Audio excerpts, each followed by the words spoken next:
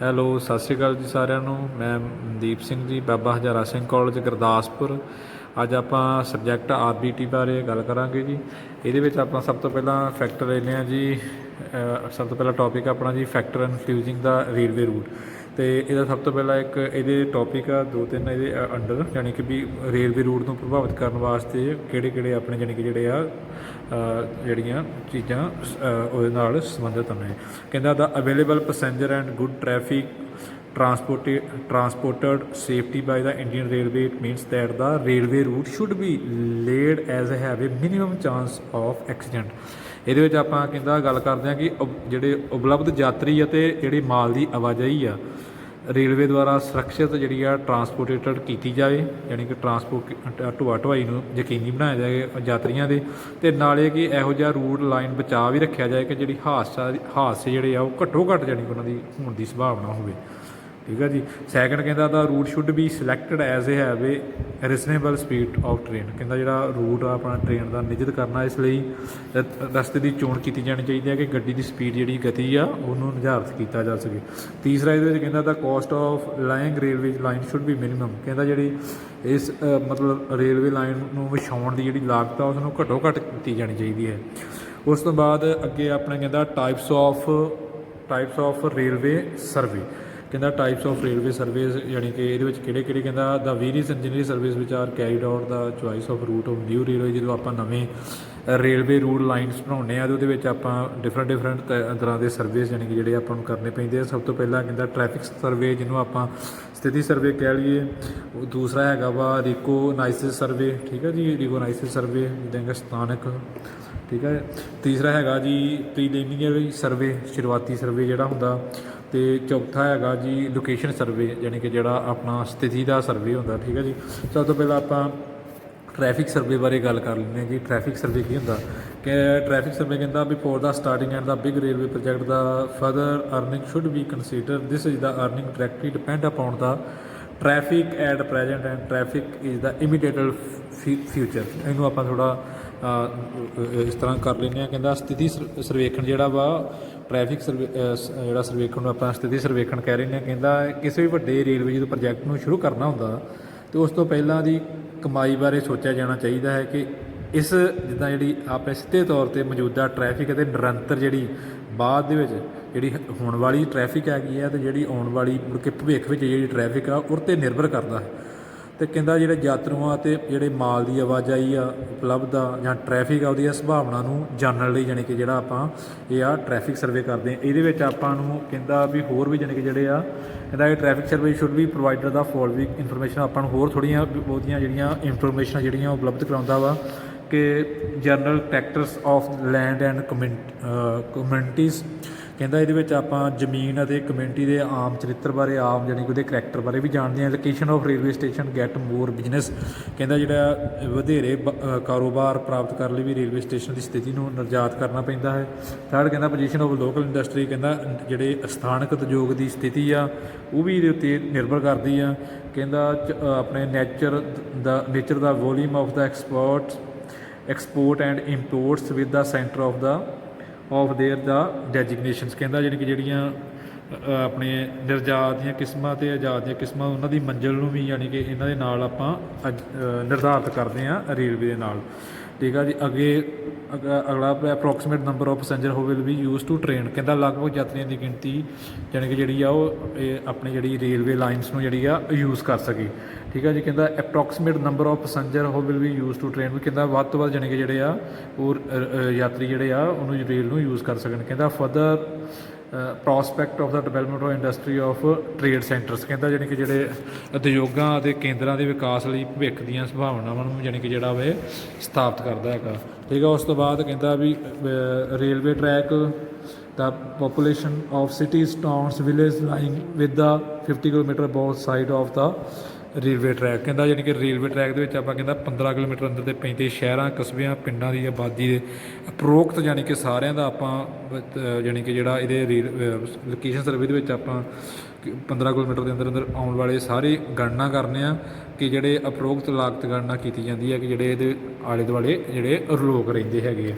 ਅੱਗੇ ਸੈਕਿੰਡ ਆ ਜਾਂਦਾ ਜੀ ਰੈਗੂਨਾਈਜ਼ਡ ਸਰਵੇ। ਕਹਿੰਦਾ ਜਿਹੜਾ ਰਿਕੋਗਨਾਈਜ਼ਡ ਸਰਵੇ ਹੁੰਦਾ ਵਾ is carried out the territory which is not has been the previous surveys for the purpose of the laying or new railway lines. ਕਹਿੰਦਾ ਜਿਹੜਾ ਇਹ ਸਰਵੇਖਣ ਦਾ ਰਸਤਾ ਇੱਕ ਨਵਾਂ ਜਾਇਦਾਦ ਸਰਵੇਖਣ ਕੀਤਾ ਜਾਂਦਾ ਉਸ ਖੇਤਰ ਵਿੱਚ ਕੀਤਾ ਜਾਂਦਾ ਹੈ ਜੋ ਪਹਿਲੇ ਰੇਲਵੇ ਲਾਈਨ ਵਿਛਾਉਣ ਤੋਂ ਮਕਸਦ ਨਾਲ ਨਹੀਂ ਹੋਇਆ। ਪੁਨਰ ਨਿਗਰਾਨੀ ਸਰਵੇਖਣ ਹੁੰਦਾ ਹੈ, ਯਾਨੀ ਕਿ ਕੋਈ ਇਹ ਨਹੀਂ ਵੀ ਪਹਿਲਾਂ ਯਾਨੀ ਕਿ ਜਿਹੜੀਆਂ ਲਾਈਨਾਂ ਵਿਛਾਈਆਂ ਉਹਨਾਂ ਦੇ ਸਰਵੇਖਣ ਨਹੀਂ ਹੁੰਦਾ।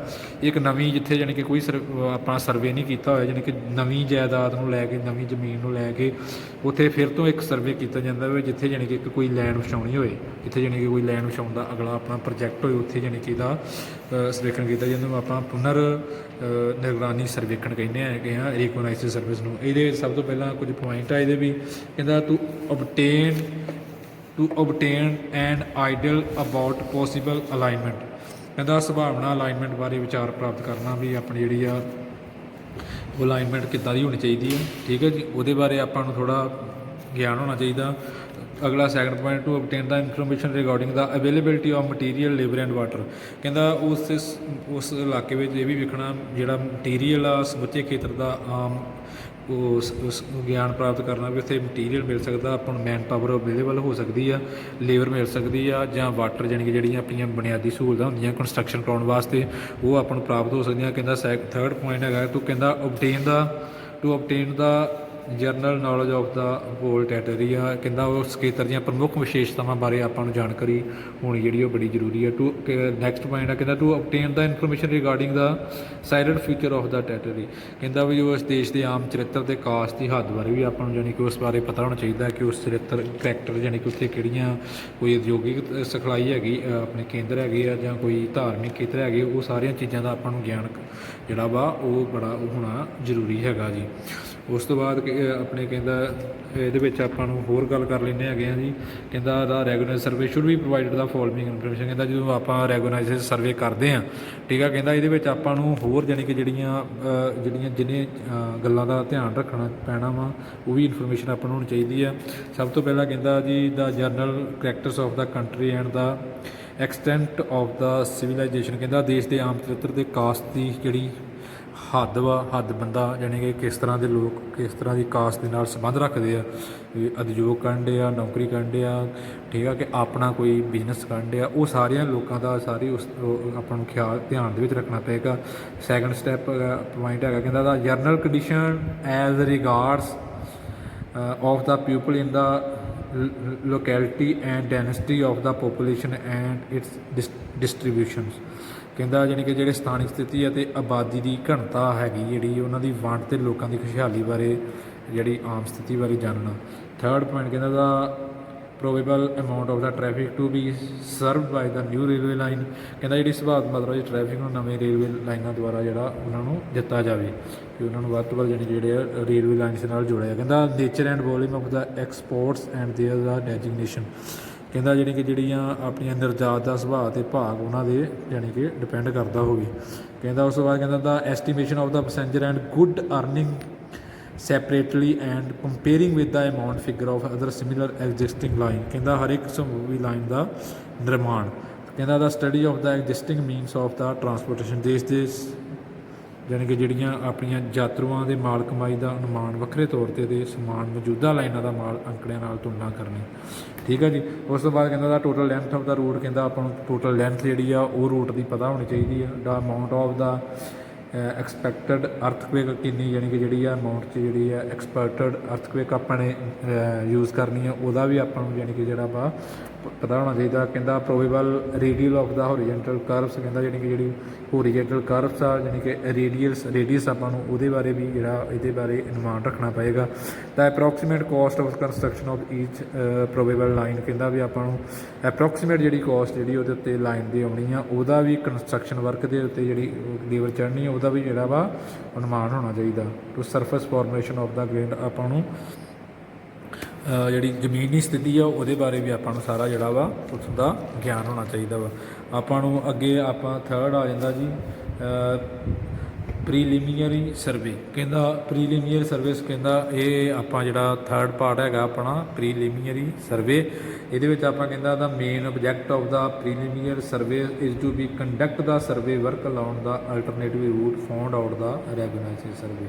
This survey is done by the great accuracy along with the alternatives and the total cost or different route is calculated। ਕਹਿੰਦਾ ਇਹਦੇ ਵਿੱਚ ਆਪਾਂ ਗੱਲ ਕਰਦੇ ਹਾਂ, ਇਹਦੇ ਮੁੱਖ ਉਦੇਸ਼ ਹੁੰਦੇ ਆ ਕਿ ਜਿਹੜਾ ਆਪਾਂ ਜਾਇਦਾਦ ਯਾਨੀ ਕਿ ਜਿਹੜਾ ਪਹਿਲਾਂ ਆਪਾਂ ਸਰਵੇ ਕੀਤਾ ਵਾ, ਠੀਕ ਆ, ਜਾਇਦਾਦ ਸਰਵੇ ਹੁੰਦਾ, ਉਹਨੂੰ ਲੱਭੇ ਗਏ ਵਿਕਲਪਾਂ ਜਿਹੜੇ ਆਪਣੇ ਰੂਟ ਹੁੰਦੇ ਆ ਉਹਨਾਂ ਦੇ ਨਾਲ ਸਰਵੇਖਣ ਦਾ ਕੰਮ ਕਰਾਉਂਦਾ ਹੈ।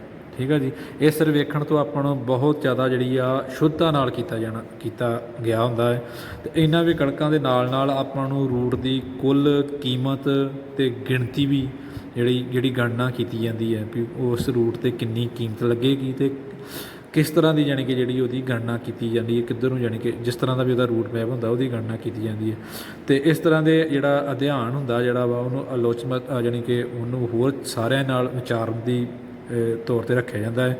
ਅਤੇ ਇਸ ਸਰਵੇਖਣ ਨੂੰ ਸਮਝ ਲਓ ਵੀ ਅੰਤਿਮ ਰਸਤੇ ਦਾ ਯਾਨੀ ਕਿ ਜਿਹੜਾ ਵਾ ਉਹ ਫੈਸਲਾ ਮੰਨਿਆ ਜਾਂਦਾ ਹੈ ਵੀ ਜਿਹੜਾ ਸਰਵੇਖਣ ਆਪਾਂ ਕਰਨ ਲਿਆਉਂਦੇ ਹਾਂ ਪ੍ਰੀਲੀਮੀਨਰੀ, ਇਹ ਮਤਲਬ ਐਂਡਲਾ ਯਾਨੀ ਕਿ ਆਪਣਾ ਹੁੰਦਾ ਹੈ ਕਿ ਇਹਨੂੰ ਹੀ ਯਾਨੀ ਕਿ ਅੰਤਿਮ ਫੈਸਲਾ ਲਿਆ ਜਾਂਦਾ ਹੈ ਕਿ ਵੀ ਆਹ ਜਿਹੜਾ ਪ੍ਰੀਲੀਮੀਨਰੀ ਸਰਵੇ ਵੀ ਲਾਸਟ ਹੈਗਾ।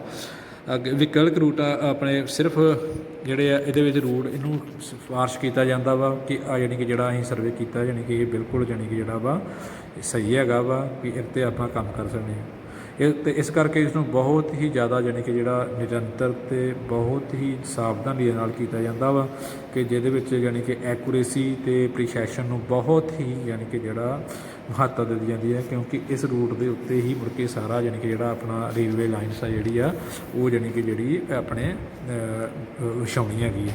ਅਤੇ ਕਹਿੰਦਾ ਜਿਹੜਾ ਇਹ ਸਥਾਨਕ ਜਿਹੜੇ ਸਰਵੇਖਣਸ ਦੇ ਜਿਹੜੇ ਮੁੱਖ ਉਦੇਸ਼ ਹੈ ਇਹਨਾਂ ਨੂੰ ਕਹਿੰਦਾ dummy level tacheometer, plane table, prismatics, compass, ਇਹ ਸਾਰੇ ਇਕਵਿਪਮੈਂਟਸ ਦੇ ਨਾਲ ਯਾਨੀ ਕਿ ਇਹਨੂੰ ਪ੍ਰੋਪਰ ਯਾਨੀ ਕਿ ਜਿਹੜਾ ਵਾ ਕੀਤਾ ਜਾਂਦਾ। ਇਹਦੇ ਵਿੱਚ water table position, length, alternative route, quantity of earthquake, bearing capacity of the soil, ਸਾਰੀਆਂ ਚੀਜ਼ਾਂ ਦਾ ਯਾਨੀ ਕਿ ਜਿਹੜਾ ਧਿਆਨ ਰੱਖ ਕੇ ਯਾਨੀ ਕਿ ਜਿਹੜਾ ਇਹਨੂੰ ਕੀਤਾ ਜਾਂਦਾ। ਕਹਿੰਦਾ ਵੀ ਇਹਦੇ ਵਿੱਚ ਆਪਣੀ ਕੋਈ ਵੀ ਜਿਹੜੀ ਇਹਦੇ ਵਿੱਚ ਆਪਾਂ ਨਾਲ ਇਹਦੀਆਂ ਵਿਸ਼ੇਸ਼ਤਾਵਾਂ ਉਸ ਰੂਟ ਦੀਆਂ ਅਤੇ ਜਿਹੜੀਆਂ ਉਹਦੀਆਂ ਮੁੱਖ ਹਾਨੀਕਾਰ ਆਪਣੇ ਮੁੱਖ ਵਿਸ਼ੇਸ਼ਤਾਵਾਂ ਅਤੇ ਉਸ ਰੂਟ ਦੀਆਂ ਜਿਹੜੀਆਂ ਵਾ ਆਪਣੀਆਂ ਕਮੀਆਂ ਵਾ ਉਹਨਾਂ ਦੋਵਾਂ ਨੂੰ ਵੀ ਪਹਿਲੇ ਤੋਂ ਹੀ ਯਾਨੀ ਕਿ ਜਿਹੜਾ ਵਾ ਉਸ ਆਪਣੇ ਸਰਵੇ ਦੇ ਵਿੱਚ ਐਡ ਕਰ ਦਿੱਤਾ ਜਾਂਦਾ ਵਾ ਕਿ ਕਿੱਥੋਂ ਦੀ ਯਾਨੀ ਕਿ ਜਾ ਰਿਹਾ ਵਾ ਇਹ ਰੂਟ 'ਤੇ, ਕਿਹੜੇ ਕੋਈ ਰੂਟ ਕੱਟ ਕਰ ਰਿਹਾ ਜਾਂ ਕੋਈ ਕਿੱਥੋਂ ਦੀ ਆਪਣਾ ਨਿਕਲ ਰਿਹਾ, ਉਹ ਸਾਰਾ ਕੁਝ ਇਹਦੇ ਵਿੱਚ ਡਿਸਕਸ ਕਰਿਆ ਜਾਂਦਾ। ਅਗਰ ਲਾਸਟ ਆਪਣਾ ਹੈਗਾ ਜੀ ਲੋਕੇਸ਼ਨ ਸਰਵੇ। ਠੀਕ ਹੈ ਜੀ। ਲੋਕੇਸ਼ਨ ਸਰਵੇ ਜਿਹੜਾ ਵਾ ਕਹਿੰਦਾ the main object of location survey is carried out the delivery survey detailed survey along the route which has been found and fixed at the most economical route from the data of the preliminary survey। ਕਹਿੰਦਾ ਇਹਦੇ ਵਿੱਚ ਕਹਿੰਦਾ ਜਿਹੜਾ ਆਪਾਂ ਕਰਦੇ ਹੈਗੇ ਆ, ਕਹਿੰਦਾ ਇਹ ਸਥਾਨ ਦਾ ਸਰਵੇਖਣ ਹੁੰਦਾ ਜਿਹਦਾ ਕਿ ਮੁੱਖ ਉਦੇਸ਼ ਦੇ ਨਾਲ ਵਿਸਥਾਰਤਾ ਕਰਨਾ ਹੁੰਦਾ ਹੈ ਕਿ ਮੁੱਖ ਜਿਹੜੇ ਕਾਰਨ ਅੰਕੜੇ ਆ ਸਭ ਤੋਂ ਕਿਫਾਇਤੀ ਰਸਤਾ 'ਤੇ ਨਿਰਧਾਰਿਤ ਕੀਤਾ ਜਾਂਦਾ, ਜਿਹੜੀ ਕਿ ਜਿਹੜਾ ਸਭ ਤੋਂ ਵੱਧ ਕਿਫਾਇਤੀ ਰਸਤਾ ਵਾ। ਠੀਕ ਹੈ ਜੀ।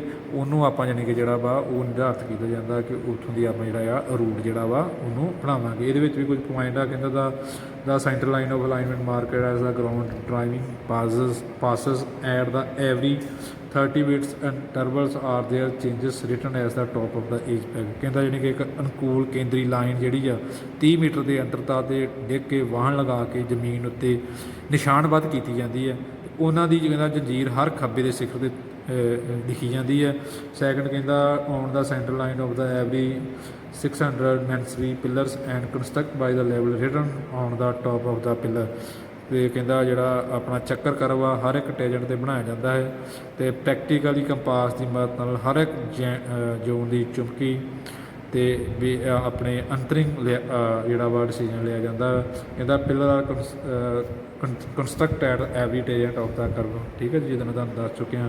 ਉਸ ਤੋਂ ਬਾਅਦ ਕਹਿੰਦਾ number of cross section is drawn. ਕਹਿੰਦਾ ਕ੍ਰੋਸ ਸੈਕਸ਼ਨਾਂ ਦੀ ਜਿਹੜੀ ਗਿਣਤੀ ਖਿੱਚੀ ਜਾਂਦੀ ਹੈ, ਯਾਨੀ ਕਿ ਹਰ ਇੱਕ ਯਾਨੀ ਕਿ ਜਿਹੜਾ ਪਿਲਰ ਯਾਨੀ ਕਿ ਜਿਹੜਾ ਆਪਾਂ ਕੋਈ ਵੀ ਕੰਮ ਕਰ ਰਹੇ ਹਾਂ ਉਹਨੂੰ ਸਾਰੀ ਨੂੰ ਆਪਾਂ ਕੈਰੀਡ ਆਊਟ ਕਰਦੇ ਹਾਂ। ਕਹਿੰਦਾ ਇਸ ਵਿੱਚ ਆਪਾਂ ਕਹਿੰਦਾ the position of alignment of bestly mark test ਦੇਣ ਦਾ ਪਲਾਨ। ਕਹਿੰਦਾ ਜਿਹੜੀ ਅਨੁਕੂਲਤਾ ਦੀ ਗਿਣਤੀ ਸਥਿਤੀ ਦੀ ਜਾਂ ਮਹੱਤਵਪੂਰਨ ਤੌਰ ਤੇ ਯੋਗਦਾਨ ਚਿੰਨ੍ਹ ਵਿੱਚ ਵੀ ਆਪਾਂ ਉਹਨੂੰ ਐਡ ਕਰਦੇ ਹੈਗੇ। ਠੀਕ ਹੈ ਜੀ। ਕਹਿੰਦਾ full data for of the construction of tunnel bridge and culverts are determined. ਕਹਿੰਦਾ ਇਹਦੇ ਵਿੱਚ ਜਾਣੀ ਕਿ ਆਉਣ ਵਾਲੇ ਜਿਹੜਾ ਫੁੱਲ ਡਾਟਾ ਹੁੰਦਾ ਸਾਰਾ, ਜਾਣੀ ਕਿ ਜਿੱਦਾਂ ਕੰਸਟਰਕਟ ਕਰਨਾ ਵੀ ਟਨਲ ਕੋਈ ਆ ਰਹੀ ਆ, ਬ੍ਰਿਜ ਆ ਰਿਹਾ, ਕਲਵਰਟਸ ਆ ਰਿਹਾ, ਉਹਨੂੰ ਸਾਰਿਆਂ ਨੂੰ ਆਪਾਂ ਡਿਟਰਮਾਈਨ ਕਰ ਲੈਂਦੇ ਹਾਂ ਪਹਿਲਾਂ ਤੋਂ ਹੀ, ਜਾਣੀ ਕਿ ਜਿਹੜਾ ਬਾਤ ਲੈਂਦੇ ਹਾਂ। ਠੀਕ ਹੈ। ਇਹਦੇ ਨਾਲ ਜਾਣੀ ਕਿ ਇਹ ਆਪਣੇ ਜਿਹੜਾ ਇੰਪੋਰਟੈਂਟ ਹੁੰਦਾ ਇਹਦੇ ਵਿੱਚ। ਠੀਕ ਹੈ ਜੀ। ਇਹਨੂੰ ਆਪਣੇ ਸਾਰੇ ਟੌਪਿਕ ਆਪਣੇ ਕੰਪਲੀਟ ਹੋ ਗਏ ਆ।